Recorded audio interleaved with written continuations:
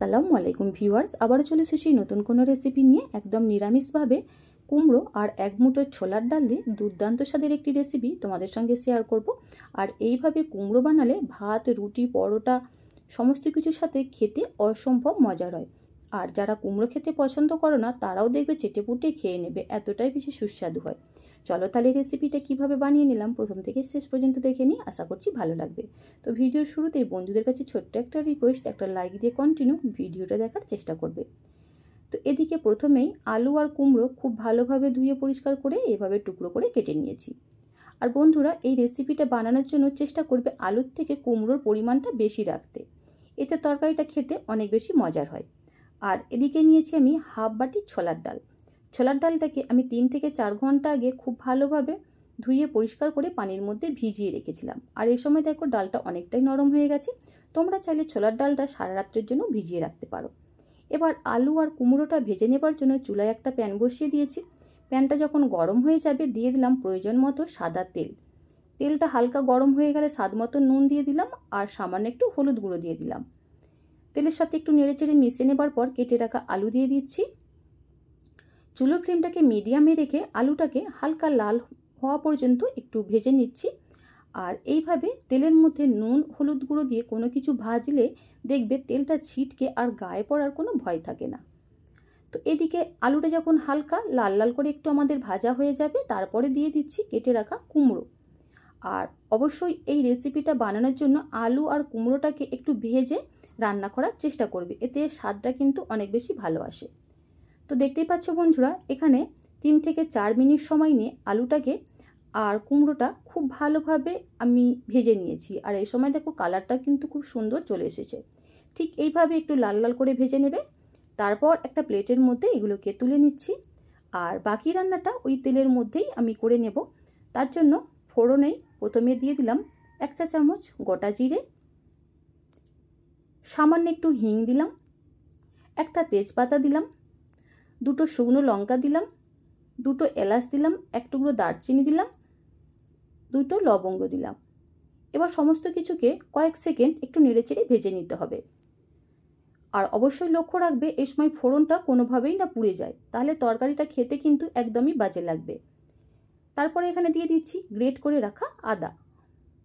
আদাটাও না কোনোভাবে পুড়ে যায়, অবশ্যই লক্ষ্য রাখবে।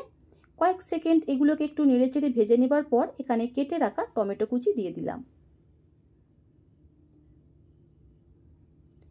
বারবার এটাই বলছি, এখানে ফোড়নটা বা মশলাটা কোনোভাবেই না পুড়ে যায়, সেদিকে অবশ্যই লক্ষ্য রাখবে। আর অবশ্যই চুলো ফ্লেমটাকে লোয়ে রেখে এই কাজটা করে নেবে। টমেটোটাকে খুব ভালোভাবে একটু নেড়েচেড়ে ভেজে নেবার পর সুন্দর একটা কালারের জন্য সামান্য একটু হলুদ গুঁড়ো দিলাম। আর ঝালের জন্য খুবই সামান্য পরিমাণ একটু লাল লঙ্কা গুঁড়ো দিয়েছি, 1/2 চা চামচ দিয়েছি জিরে গুঁড়ো, 1/2 চামচ দিয়েছি ধনে গুঁড়ো।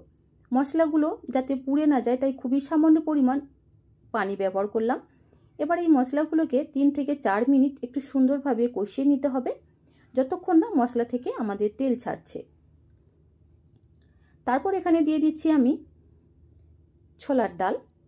ডালটাকে দিয়েও মশলার সঙ্গে প্রায় 7 থেকে 8 মিনিট খুব সুন্দরভাবে আমাদের কষিয়ে নিতে হবে, যতক্ষণ না ছোলার ডালের যে একটা কাঁচা গন্ধ থাকে সেটা চলে যাচ্ছে। যত ভালোভাবে কষাতে পারবে মশলাটাকে, ছোলার ডালটাকে, তরকারির টেস্টটা কিন্তু ততটাই বেশি ভালো আসবে। প্রয়োজন হলে এখানে অবশ্যই পানি ব্যবহার করবে। এভাবে পানি দিয়ে দিয়েই আর ঢাকা চাপা দিয়ে আমি ছোলার ডালটাকে প্রায় 7 থেকে 8 মিনিট খুব সুন্দরভাবে কষিয়ে নিচ্ছি। তো এদিকে ঢাকনাটা সরিয়ে নিলাম, আবারও একটু ভালোভাবে নেড়েচেড়ে মিশিয়ে নিচ্ছি। তো এখানে ছোলার ডালটাকে প্রায় আমি 7 থেকে 8 মিনিট খুব ভালোভাবে কষিয়ে নিয়েছি। আর এই সময় দেখো ছোলার ডালটা প্রায় আমার 70% সেদ্ধ হয়ে গেছে, দেখতেই পাচ্ছ। এবার আমি ডালের মধ্যে ভেজে রাখা কুমড়ো আর আলু দিয়ে দিচ্ছি। কুমড়ো আলুটাকে দিয়েও খুব ভালোভাবে একটু সময় নিয়ে কষিয়ে নিতে হবে। যতটা ভালোভাবে এগুলোকে কষাতে পারবে তরকারির টেস্টটা কিন্তু ততটাই ভালো আসবে। খুবই সামান্য পরিমাণ এখানে আবারও আমি পানি ব্যবহার করছি। প্রয়োজন মতো পানি ব্যবহার করে এভাবে কষিয়ে নিতে হবে। তারপর আবারও ঢাকা দিয়ে এটাকে আমি 5 মিনিটের মতো রেখে দেব। তো 5 মিনিট পর ফিরে আসলাম। আবারও খুব ভালোভাবে নেড়েচেড়ে একটু মিশিয়ে নিচ্ছি। এভাবে ভালোভাবে কষিয়ে তরকারিটা রান্না করলে টেস্ট কিন্তু অনেক বেশি ভালো আসে। তো খুব ভালোভাবে কষিয়ে নেবার পর সমস্ত কিছু সেদ্ধ হবার জন্য পর্যাপ্ত পরিমাণে এখানে গরম পানি ব্যবহার করলাম। স্বাদ মতো নুন দিয়ে দিচ্ছি, হাফ চা চামচ দিয়ে দিচ্ছি গরম মশলা গুঁড়ো, দিয়ে দিচ্ছি কিছুটা কসুরি মেথি, আর দিয়ে দিলাম 2টো চেরা কাঁচা লঙ্কা, 1 চা চামচ চিনি, আর দিয়ে দিলাম এখানে ফ্রেশ নারকেল কোড়া।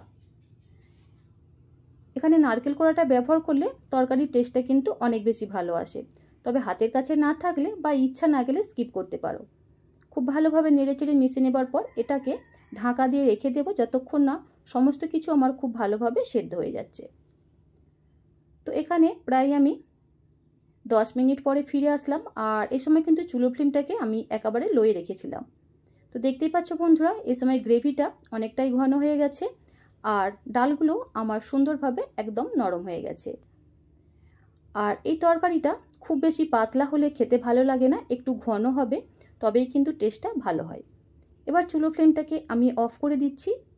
তারপর এখানে দিয়ে দিলাম হাফ চা চামচের মতো ঘি, তবে এটা সম্পূর্ণ অপশনাল, ইচ্ছা গেলে দেবে, নাহলে স্কিপ করতে পারো। ঘিটাকে দিয়েও খুব ভালোভাবে একটু নেড়েচেড়ে মিশিয়ে নিচ্ছি। তো এখানে তরকারিটা কিন্তু আমাদের একদম রেডি।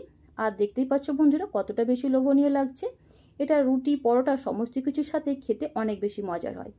এবার চুলো ফ্লেমটাকে অফ করে এটাকে ঢাকা দিয়ে আমি 5 মিনিটের মতো রেস্টে রেখে দেবো। তারপর একটা পাত্রের মধ্যে এটাকে আমি পরিবেশন করে নিচ্ছি। তো আজকের আমার এই দারুণ স্বাদের রেসিপিটা তোমাদের কেমন লাগলো বন্ধুরা, অবশ্যই কমেন্ট করে জানিও। রেসিপিটা যদি এতটুকুও তোমাদের ভালো লেগে থাকে, নিজের ফ্রেন্ড এবং ফ্যামিলির সঙ্গে বেশি বেশি করে শেয়ার করবে, অপরকে আমার ভিডিওটা দেখার সুযোগ করে দেবে। আজ তাহলে এ পর্যন্তই, আল্লাহ হাফিজ।